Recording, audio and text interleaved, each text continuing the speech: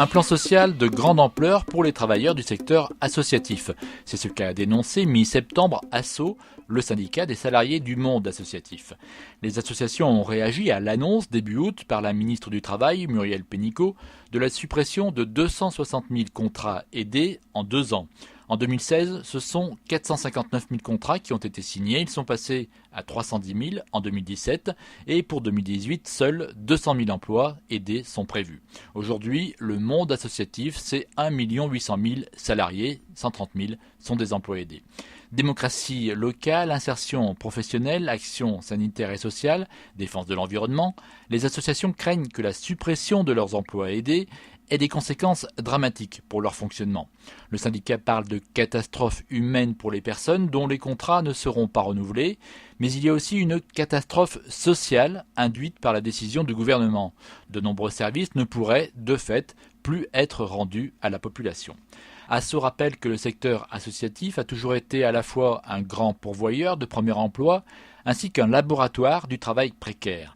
Depuis les années 90, l'État n'a jamais cessé de déléguer au secteur associatif un certain nombre de missions qui lui incombent sans lui offrir les moyens de les mener à bien, explique le syndicat, qui pointe aussi la baisse continue des subventions qui s'inscrivent de plus en plus dans une logique libérale d'appel d'offres selon lui.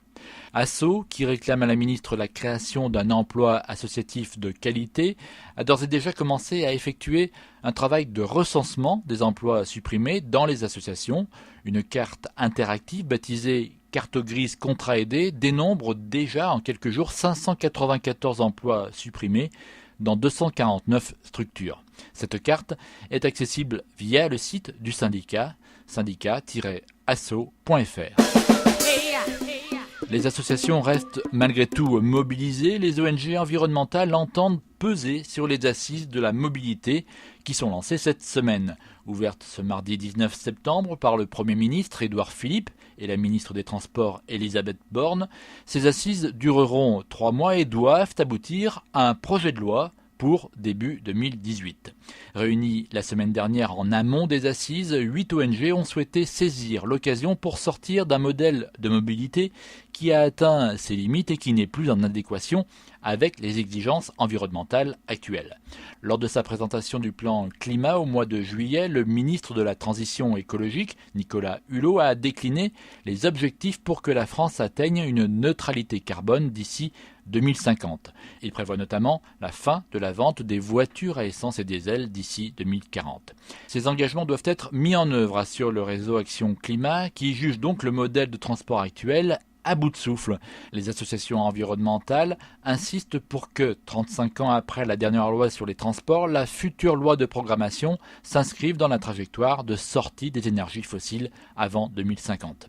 Ces assises se doivent d'être une formidable occasion de reposer la question de la mobilité au sein du quotidien, c'est ce qu'affirme de son côté le GART, le groupement des autorités responsables de transport, une association d'élus de collectivités au service de la mobilité. VTC, mobilité douce, covoiturage, toutes les mobilités doivent être intégrées aujourd'hui, estime pour sa part l'Union des transports publics, une organisation professionnelle regroupant les entreprises de transport public et les entreprises ferroviaires.